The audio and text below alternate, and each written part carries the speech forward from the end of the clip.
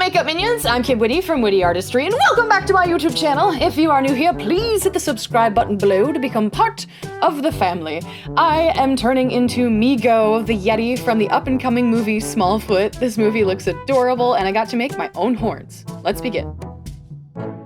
If you like me and like my videos, it would mean the world to me if you became a sponsor on my Patreon page.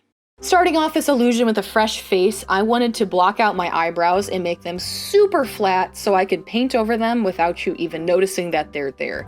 Because basically the goal here is for this character, he has huge cartoon eyes and a really big mouth. So I'm blocking out my eyebrows by first layering glue, pushing the hairs upward and outward, and then I'm putting down a layer of green to cancel the color of my hair, and then foundation, powdering it to set it, and then letting it dry. I'm mapping out where the horns will go. Make sure you're following a reference image for the direction of them, because one actually goes down and the other goes up, and one's broken and one's not. But I'm using an eyebrow pencil by Ben Nye, and I'm outlining the entire face of the character. So his big oval eyes that are gonna be so cute, his little eyebrows, and the giant mouth that has big dopey teeth.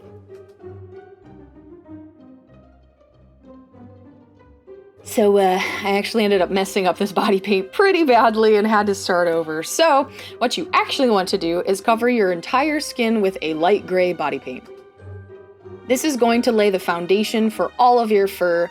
Then with a white body paint, I am going to be creating squiggly lines all over my body. Start with the lowest areas on your body to create the long wispy hairs, and then just sort of move upward. I decided to have the hairs on the neck be a little shorter just because it looked more normal to me. As a general rule of thumb, whenever I'm painting fur, I tend to have the fur bend with the contours of your body because it looks way more natural. Even though this character is a white furred character, there is always some color and some contrast in white fur. So with a gray body paint, I am going in with a really tiny detail brush and adding wispy, wiggly worm lines everywhere that I painted white. Then blend together all of that paint by going over it again with a white body paint in selective areas. This will create the illusion that the hair has a lot of depth, because the gray stripes, or the gray squiggles that you just created, will look like fur that's deeper into the coat that appears to be darker and have a shadow cast on it. And onto the face. For the face, it's really important that you're following a reference image so you know which direction the hair goes. Usually though, around the eyes, the hair is a little bit shorter and sort of circles the eyes in like a halo. Feather it out over your nose, your little cheekies. Don't forget to give yourself a little wispy beard on the edge. We are going to be laying hair later on to make it super fuzzy, but you know, just go nuts with the hair. Don't forget to add the gray, just like we did on the body. The Yetis in Smallfoot have the most adorable bold facial features, and they're all in blue. So with light blue, I am outlining and filling in Migo's lips. He has pretty big lips, so make sure you're filling in the paint so he can be luscious and fabulous. Then with the dark blue, I'm outlining the lips, and I'm going to be blending the light blue and the dark blue in a very specific way that makes the lips appear three-dimensional. With a little bit of dark blue, again, I'm going over the parts that the lips would cast a shadow and then just blending them out. Moving on to your big set of chompas, I am mixing a little bit of white with yellow because the Yetis apparently don't have the greatest oral hygiene. I am mixing those two colors together and filling in all of his tusk-like teeth. One in particular does jut out way farther than the lips, so make sure you get that in there.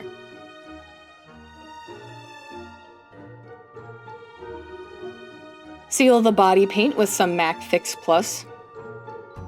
Fill in your mouth and outline your fangs with some black body paint. Create his adorable little tongue with some red body paint. I'm just filling in the remaining space with that red and sort of feathering it into the black in the rest of the mouth. All good Yetis have plaque, so use more of that yellow and white. I am going to be coloring his teeth, I suppose, up near the roots and where the shadows are cast from the lips and from other teeth. I am just adding that darker brown yellow color.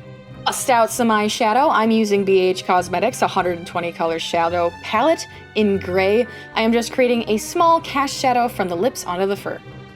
Migo has these adorable, beautiful eyes that are the color of sunsets, so I'm putting in orange around the edges of the eye, and the rest of the eye, minus the iris, will be this pretty yellow color.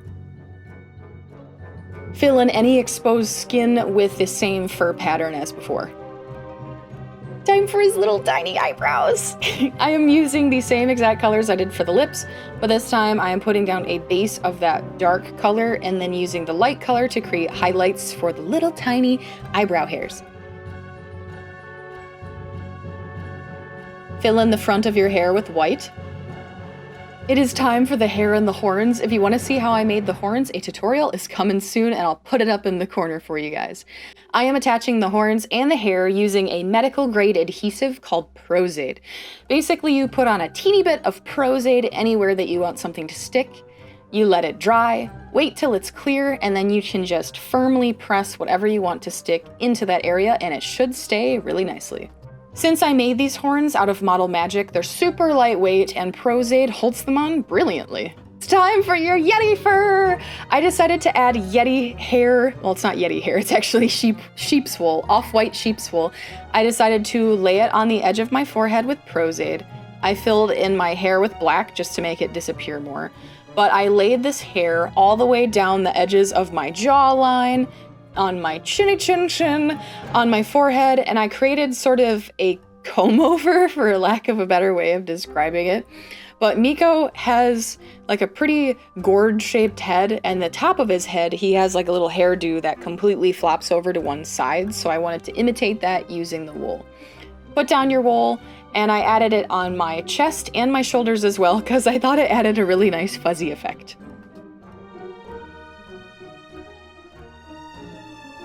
Back to your eyeballs. He has these really pretty irises that are a light blue that transitions into purple. So I created the ovals with a light blue color, and I am also giving him his little eyelashes with black on the top edge of the eyeball.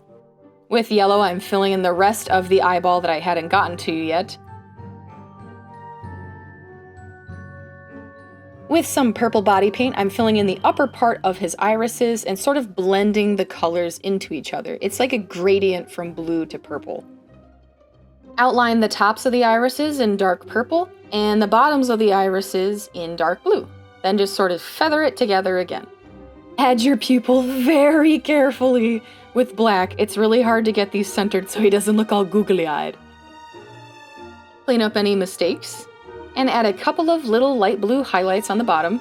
And the final touch is adding a small highlight onto the eye just to show that it's wet. And you are all done!